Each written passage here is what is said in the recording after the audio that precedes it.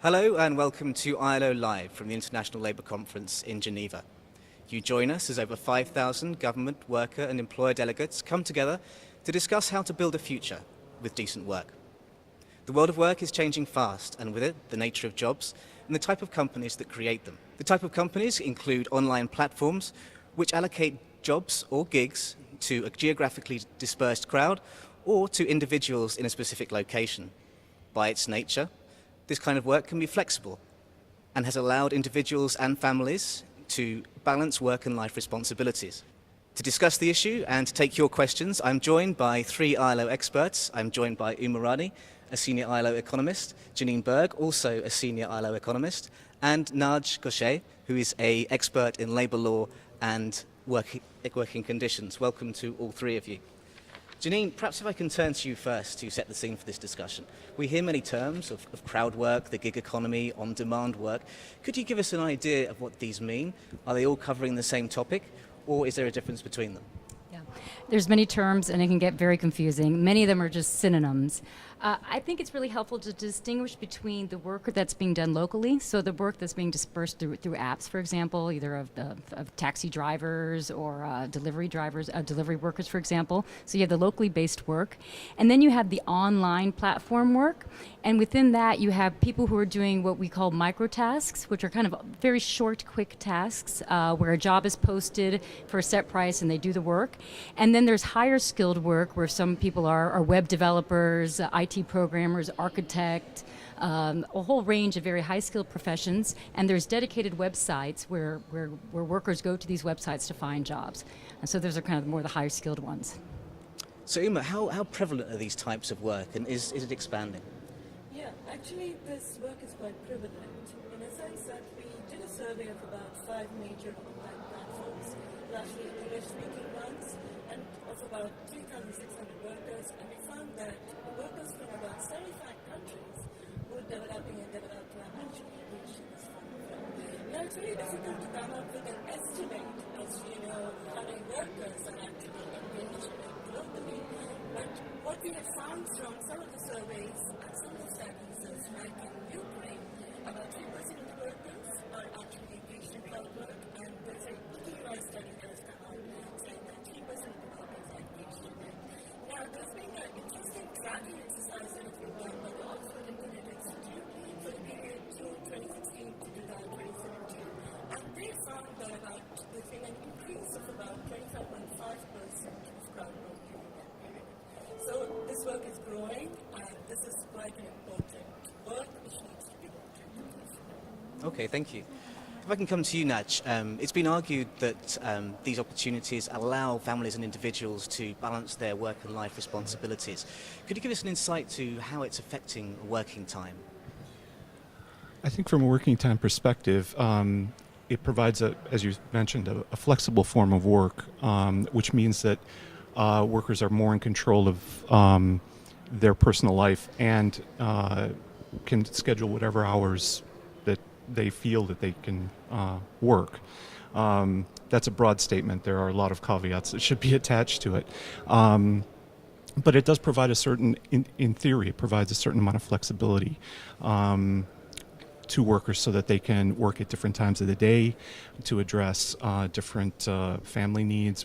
For example, if you have sick family members or if you have childcare needs, elder care needs, it offers great opportunities for workers to balance those things in a perhaps more even fashion. But again, I caveat the statement because there are certain, it works in theory, but not always in practice. Okay, thank you. If you're just joining us, we're discussing the gig economy and working time. I'm joined by three ILO experts. You can put your questions on Facebook, post them here, and I'll do my best to put them to the experts during the course of our interview. Janine, if I can turn to you. As Naz just said, it has opened up some opportunities for workers to balance life and work. And one example that's often used is workers with disabilities or sometimes with mental health issues. It actually enables them to work from home in an environment that is open for them. Could you give us a sense of this is what you found in your research? Yeah, absolutely. As Uma mentioned, we did a study of 3,600 workers on 5 microtask platforms covering 75 countries. And what we found was that about 10% had reported having health issues that kept them from doing their daily activities. Now, these health issues in some cases were mental health issues, in some cases they were physical disabilities, but this offered them an opportunity to do paid work. So this was something that those workers really appreciated, that having that opportunity, because it was difficult for them to get work outside of the home. Also, as Naj mentioned, there's also people who preferred to work from home or needed to work from home because of care responsibilities. So this is certainly a benefit of the work. Okay, we've heard some of the benefits there, Naj. But is it true that although it allows flexibility for workers to manage their time, some of these jobs are actually short-term jobs, and actually workers spend quite a bit of time looking for the next gig, as it were? Yeah. In a sense, it might be one way to look at it might be to look at it in terms of part-time work, in the sense that workers are looking for work. It's difficult to make a living doing this full-time, but there's an opportunity cost in terms of having to constantly look for work. You may be available, there may not be an employer looking for you. You are very much like different other types of sectors of the economy where, for example, longshoremen or construction sites, it's a similar kind of principle where people will show up for work.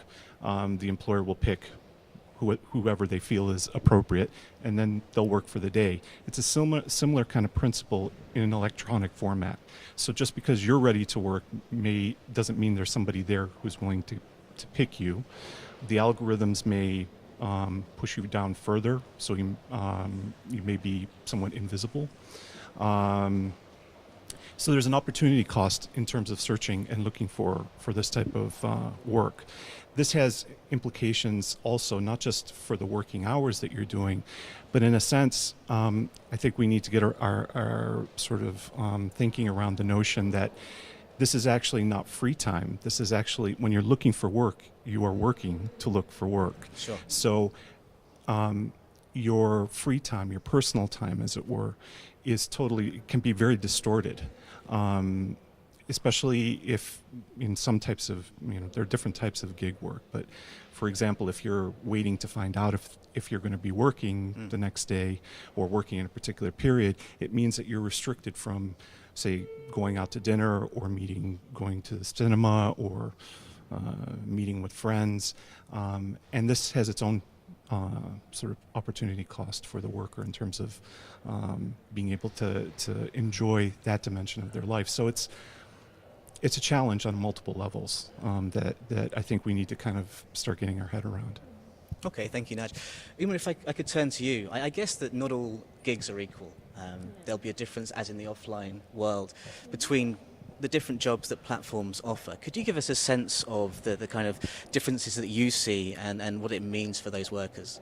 Okay. Yes, you're right in saying that, the tasks are not similar, they're quite heterogeneous, they're quite wide-ranging, and so are the skills that are required for it, and so are the pay levels. So, on one hand, you have taxi drivers or domestic workers or Deliveroo's, whereas on the other side, you have web designers, graphic designers, or programmers who are actually developing algorithms or softwares.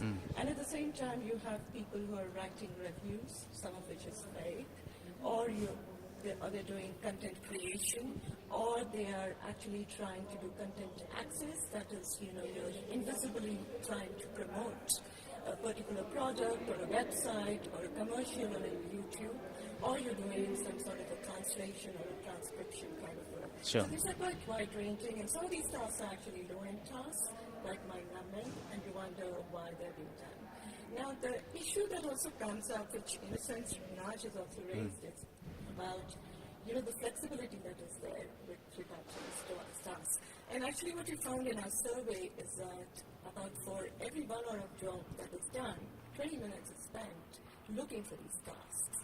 At the the same time, there are estimates that are available, like in Amazon Mechanical Turk, that at any given point of time, there are about 1,100 to 600,000 tasks. So that means that there are more than 600,000 workers actually on the global pool waiting to undertake these tasks. So while there is a lot of promotion of flexibility for these kinds of tasks, it's not actually as flexible as we think. And what we found in our survey is about 60% of the workers actually work for 7 days a week, and about 50% of them actually work in the night from 10 to 5 a.m. And I think the question that comes up is, why is that so? Because there's not insufficient work that is available during the day. So you're pushed to work in the nights when some of the tasks in some parts of the world, like the US, might be posted, and the Asian workers might find it lucrative to actually go about doing that. Sure. So it's, not only are the tasks wide-ranging, but because of the kind of the irregularity on the tasks that are being put onto the platforms, workers are also forced to work for long hours. Okay, and then the geographical location of the worker, the time zone they're in, when they decide to take that work, it can affect obviously the quality of that work. Absolutely. So you have US tasks being posted during the day, and it's nighttime in Asia where the workers are actually working. So you find 50% of the workers actually working from 10 p.m. to 5 a.m. in the morning. Okay.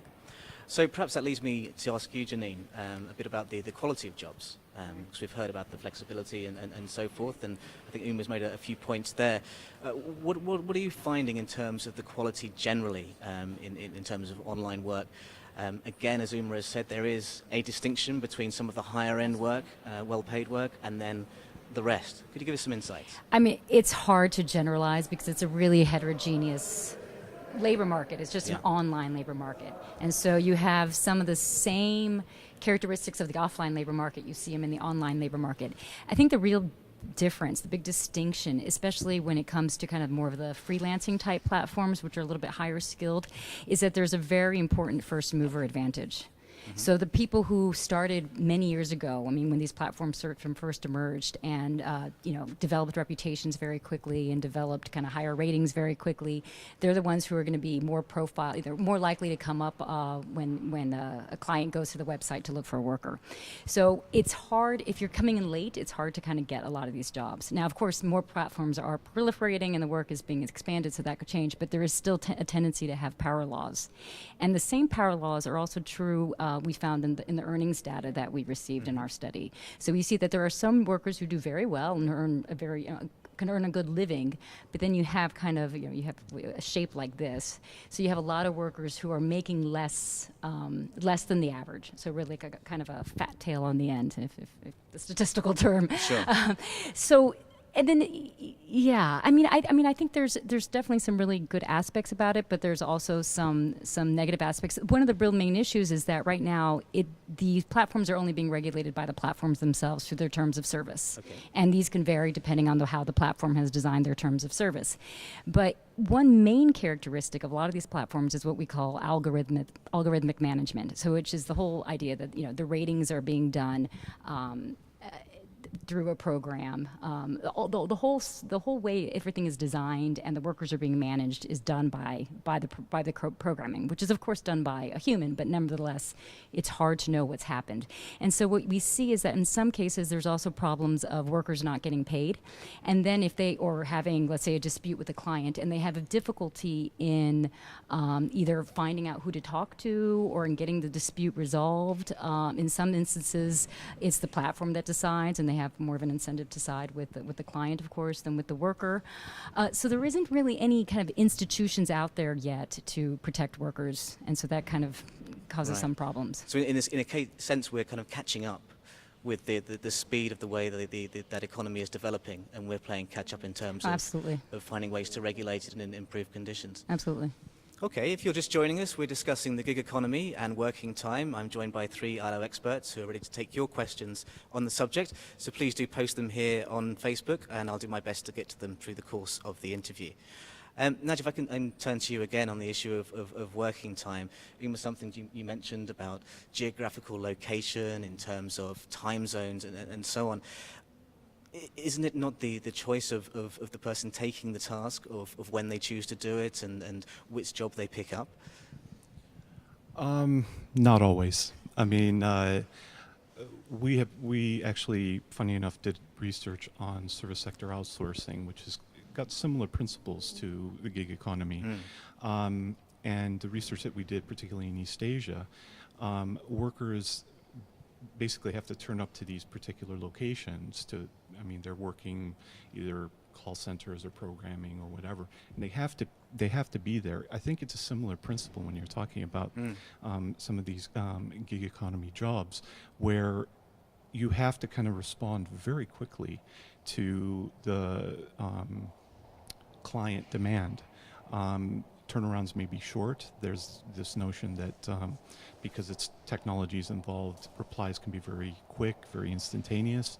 So it does put, I think, a certain amount of pressure for people who don't live in certain regions to work at very unusual hours. Would probably be the most diplomatic way of putting it. Sure. To try first, as we said before, to try and find the work, and then to reply to work that may be available and may be coming online. Is there true choice? It's difficult to say, because the notion is that the worker has some discretion about when they work. I mean, this is Sure. kind of the principle that we were talking about. Mm-hmm. But in real terms, because of it's not like a conventional job. The best comparator would be like a part-time job. If you work at a part-time job in, say, a shop, you'll be given a schedule as to when your hours are going to take place. Yes. Whereas in this context, you're really you're going online. You're looking to find where the work is. You're hoping that somebody will contact you to say, I've got something for you, get started. This all takes time, and you have to so it's not predictable, and that's I think one of the key issues to kind of bear in mind with this kind of work. It's very unpredictable kind of work. So it means that you're sometimes hedging, probably maybe overly cautious to try and find work. And then to do the work, and you're often under time constraints to get the job done.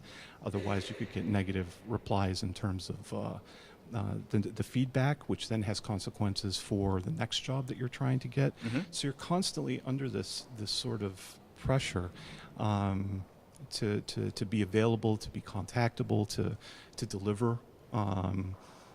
Whether the time frame is reasonable or not can be variable. So these are factors I think that need to be kind of taken into account in this context. Okay, thanks very much. Now, when we talk about the gig economy, we've talked about geographical spread in different regions, but sometimes we think about it in terms of advanced economies, industrialized economies. But perhaps, Imre, if you can give me a perspective of the situation in developing countries and emerging markets. Is it different, or are you just seeing a global trend of similar conditions? I think it's a global trend of similar conditions, but I want to get a bit more in depth with regard to how the developing countries actually look at this. Sure. Now, within the developing countries, actually, the crowdwork of the gig economy is like a silver bullet for development, in the sense that they look at it as creating income and employment opportunities for the workers. And it's also argued sometimes saying that it provides opportunities for non-specialists to actually access labor markets, which they would otherwise not be able to do with it. So it's really heralded as something as good and something as the government should actually invest in digital infrastructure, train workers, and actually create job opportunities. And I think from the workers' side too, it is sometimes looked at as, well, it's quite attractive to get on to do these tasks, because I think the basic attraction that comes is from the payment. Because, if you're talking about workers in Asia or Africa or even Latin America, you're talking about workers being paid in dollars compared to their own currency.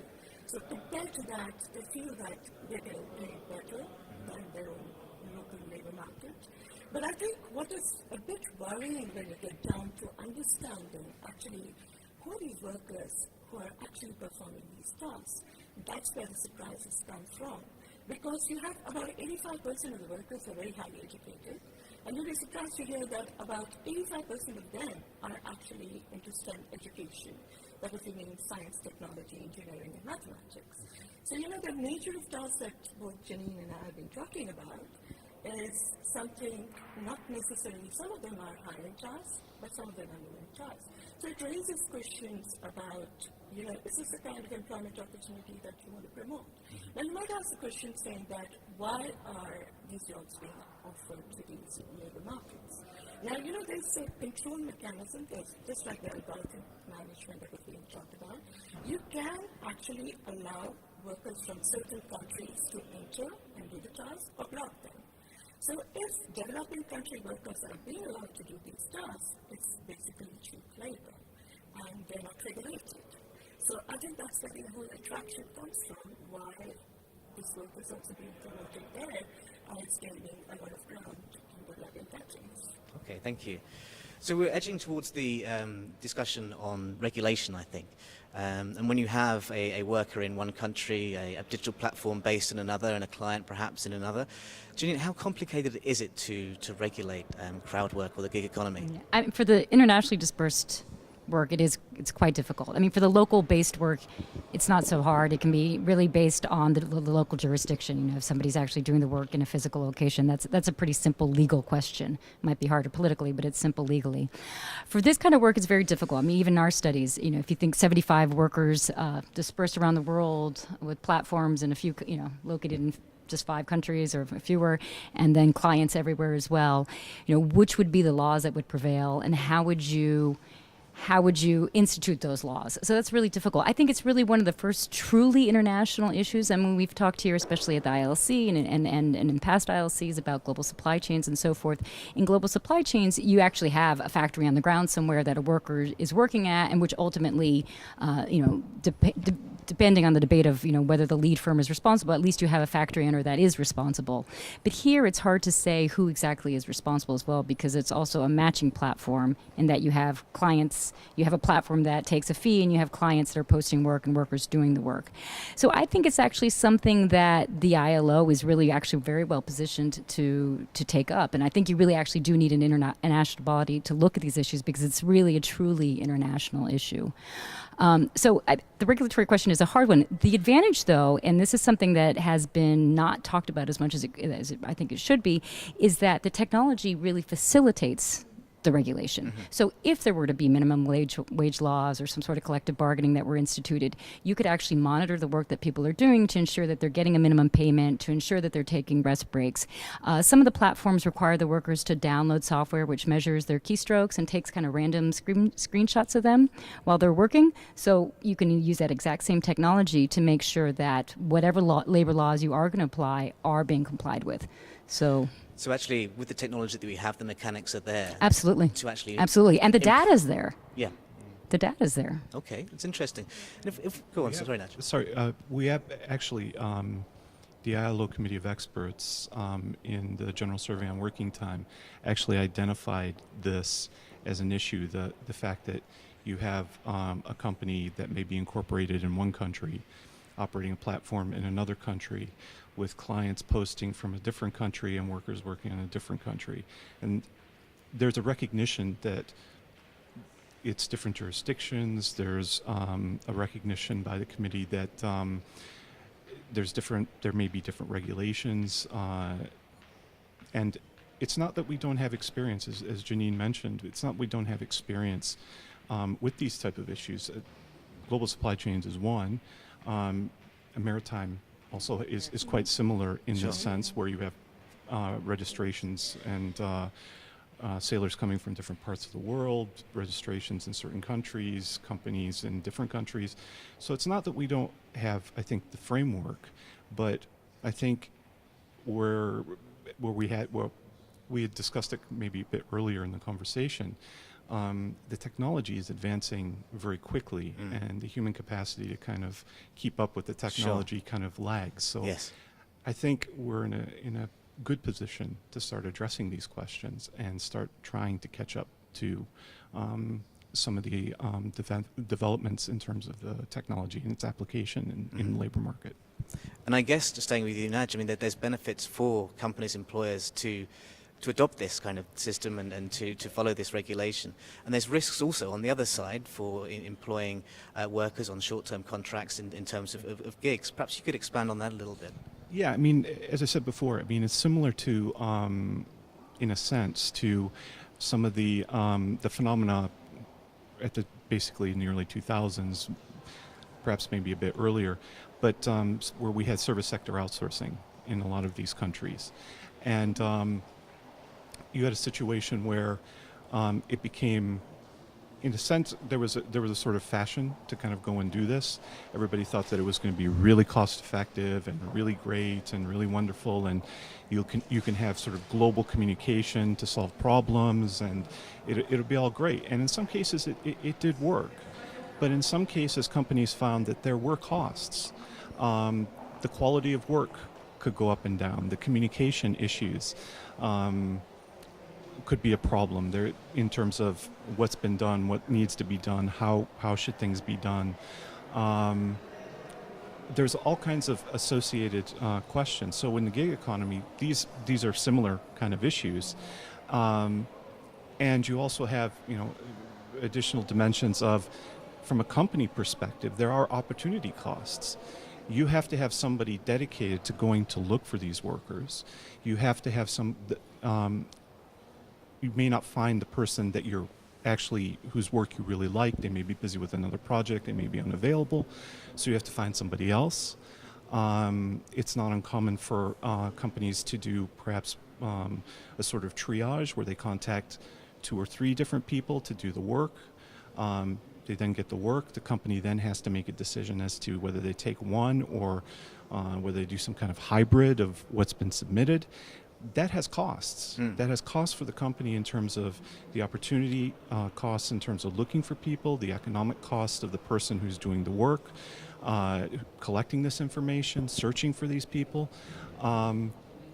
So from a company perspective, there may be certain efficiency issues in terms of whether this can deliver what you actually want in the time frame that you want it. And with the quality that you need for your end product. So it's not necessarily that companies should just run to embrace this. There are risks associated with it, even in terms of that can have profound impact on your bottom line. It's just how you pursue it. And I think I've not really seen any evidence, or at least too much evidence, of companies sort of developing policies, internal policies, how to manage this process, because it's a process that needs to be managed, both in terms of finding these people, finding the people to do the work, but making sure they're paid, making sure that there are no disputes, making sure that it all works. So I think it's important from a corporate perspective, from an enterprise perspective, to bear this in mind. I suspect because the research is burgeoning at the moment, it's growing as we speak. I suspect that some of this is starting to take place, but I would also suspect that it will take place in larger companies. It's not something that would take place in a small or medium-sized enterprise. And I say that because that was our experience when we looked at service sector outsourcing. Okay. Smaller companies really don't know the external market. They don't know how to engage. So that can be problematic in terms of getting the quality that they're looking for. Okay, thank you, Naj. So, Umar, if I can turn to you again, actually. Naj says, how are we going to pursue this in the future? It's a reality, it's happening. There's pros and cons, as we've heard. There's a lot of opportunity in terms of job creation, but then there's risks involved both for the worker and for the enterprise. We've had a question come in from Anders on this, actually, and says, there's a lot of discussion going around, there's research being done, but what, from your perspective, would an ideal gig economy look like? I'm going to give you my mic, because I think yours isn't working so well. Okay. Ideal gig economy. I think an ideal gig economy could be one where the kind of tasks that are being posted are actually tasks which are at the high end, which have meaning and content, which have a lot of protection, both in terms of the kind of wages that are being paid, the kind of social security benefits that are there. And there's got to be some level of regularity of work that the workers get, so that, the worker rating should not be just left to the algorithm, but it should be managed in a way that a worker, if he's performing or she's performing well, they should be able to actually be able to get more jobs and be able to have their livelihoods from it. And it should be well regulated. I think that's the most important thing. I think that's the kind of gig economy that one would want to have. And I think what is also very important to note, because I think we didn't get into that, there is this entire lot of tasks that are being done or pushed down to many of the developing countries, like content moderation. So I think one needs to also look at, who's doing what is the kind of nature of tasks that are being done and who's doing it. And, is it something that one can just push it down because of low labor cost to developing countries? So I think the wages that are being paid have to be taken into account very carefully while ensuring that the tasks are meaningful and have content. And Janine, if I can turn to you, I think we're in the course of the discussion, we're seeing some of the conditions in the offline economy being replicated on the online economy. And we've got a couple of questions coming in about workers' rights in terms of wages, for example, but also on collective bargaining. Now, I understand that in the gig economy, there is also a kind of online collective bargaining that is starting to emerge. Can you give us a sense about that, please? Okay. There's online worker forums. There's not quite online collective bargaining. We're still in very early stages. There have been some attempts, and I know that there was a collective bargaining agreement, for example, signed in Denmark with one locally based app. That's very different because the work is local. For the online work, what we have is there have been efforts to create kind of online communities. And that's really just workers banding together to inform each other of good tasks and bad clients to avoid. So one of the first things that was developed was this website called Turkopticon, which was a plugin into Amazon Mechanical Turk, which basically just allowed the workers to rate the clients because there was this problem of wage theft, of non-payment of wages. So that was a way for workers then to build some sort of solidarity. However, nothing has really developed to the point where you actually have a collective bargaining agreement. In Germany, you have a really interesting example of an ombuds office that's been created. This was spearheaded by the German Crowdsourcing Association and IG Metall, and so they have created this this ombudsperson office that solves grievance cases. And there's several platforms that have signed on to this, and I think they've had something like 14 cases or maybe a little bit more by now. So it's definitely a first step in the right direction. They've also signed a code of conduct about how they should, put the work up and treat the workers on the platform. So those are definitely positive moves in the right direction. But we're a long time from really seeing collective bargaining, A, because the workers are usually not considered employees, so they wouldn't have the right to collective bargaining. B, because who are they going to negotiate with? The clients, the platform? And one of the issues that I just want to take up that other question that you asked about the ideal gig economy. Yeah. One of the big problems I see is that there is a lack of transparency. So clients can post jobs without revealing who they really are. So they can call themselves Puppy Cat 5 and ask to do something, and you don't know if this is some sort of strange psychological experiment or if it's something that's for something that maybe you don't believe in, a military or religious foundation whose principles you don't agree with, because these are very small jobs. You don't know really what they're for in some cases. So I think there needs to be some laws too about transparency in the jobs. Transparency in who's working and in who is also being asked, who are the people that are posting work. I think that's a really important step. Okay, thank you. Now, actually, clearly what we're hearing is it's a complex issue, and it's moving as we're speaking. It's developing in different ways, and we're seeing different trends emerging. Now, the ILO is the organisation that brings together employers, workers and governments to speak about these issues. It seems like the ideal place to take this discussion forward. How is that happening? Well, as I mentioned earlier, the ILO Committee of Experts has, on the application of standards, has already started mentioning this as it relates to working time. I think there's already been meetings of experts to address some of these, that has started to talk about many of these issues. I think because of the structure of the ILO, we're well positioned to continue to engage in these issues. I think we're also well positioned because of, not just because we're in events like now at the International Labor Conference where we've heard constituents talk about a lot of these issues, and in terms of dialogues that we've had individually with governments or employers and trade unions.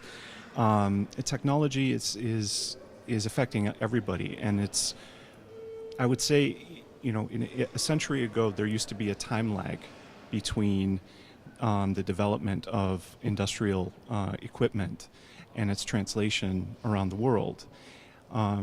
This has changed completely. This is a new industrial revolution, as it were, because you have technology that's become cheap, effective. You have internet connectivity in many countries, and it's growing and expanding very quickly. So you need an institution that can address these sort of cross-boundary national issues, certainly, but cross-national issues, regional issues, international issues. And because of our position and our constituent base, we're probably in a good position to kind of begin to advance these discussions. And I think there's going to be a critical momentum in the next few years with a lot of internal initiatives that are developing within the ILO that are going to address these more concretely as we move along. Okay, thank you. And in terms of addressing it concretely, even if I can turn to you, the ILO has a Future of Work initiative, and obviously this is one of the issues that is being grappled with as part of that initiative. Could you give us a bit of an insight onto that conversation, please? Thanks, Janine. Thanks, Adam. That's actually a very tricky question, because there's a Chatham House rule at the Independent Commission on Future of Work. So all that can be said is that, well, this is an issue that is quite important, and the Commission is actually grappling with it, among others. But like Naj was saying, that this is an issue that is being discussed at the ongoing ILC. It has been discussed at the recurrent item discussion on social dialogue. And I think this is an issue that is going to be continued to be discussed at the ILO, and as Janine was pointing out, that ILO should be actually taking up the lead on this in ensuring that the platforms could be regulated and what needs to be done about it. So I think that's something that we need to push forward within the ILO and take it forward. And I think I also want to take the opportunity to say that we are coming out with a report on digital platforms, labor platforms and future of work towards decent work on online labor, which is going to come out in July. So you can look forward for the next steps as to how ILO can push this agenda. Thank you, Uma. Can I add to that? Well, I was going to say, because unfortunately... we have another report, too. Yes, but before you start, okay. actually, we're coming towards the end of our discussion, that the time has flown by. We've had questions coming in from the audience. But perhaps, actually, as you've got the microphone, Janine, if you can wrap up the conversation, tell us about the other research that's okay. coming, and give us a picture again on, this is a very complex issue. It has points from all sides. Give us an idea of the way forward. Oh, that's a tough question. Let me first start by telling you about my report, because I think that's easier. So we have a report that should be coming out in about a week or two that we studied digital workers in Ukraine, which is actually one of the leading countries for ICT workers, but they also have a lot of workers also working on microtask platforms. So a lot of really interesting findings that I think can help inform the debate. As far as the way forward, I mean, there has been a burgeoning literature. Nash has said that. We have a very long legal literature and also economic literature. There's still, though, a lot of information we don't know, partly because a lot of the information is proprietary and owned by the companies.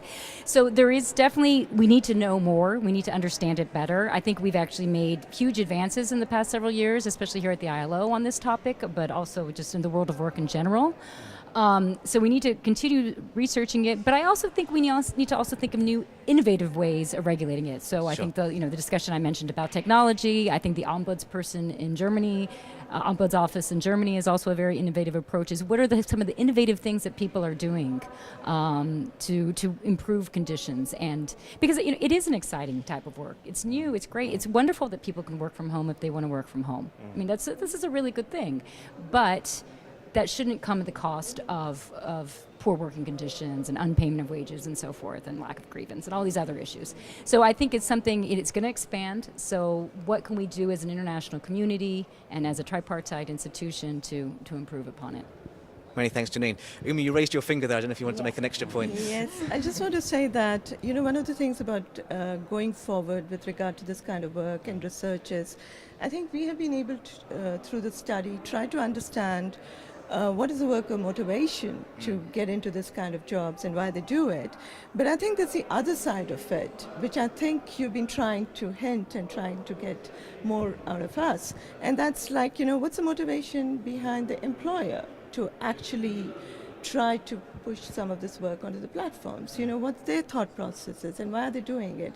And I think we need to do more research on that to understand that part. And I think then we could sort of get a much more holistic and complete picture as to, what these tasks are, why are they being offloaded onto the platforms and why are they being done. So I think we need more research to be done with regard to understanding the employer's perspective with regard to it. Thank you. That's a good closing point. Nadia, anything from you just to round us off? Well, very brief points. Research is going to be very important in this. My colleagues have highlighted the research they're doing, and working with academics around the world is an important part of the work that we do.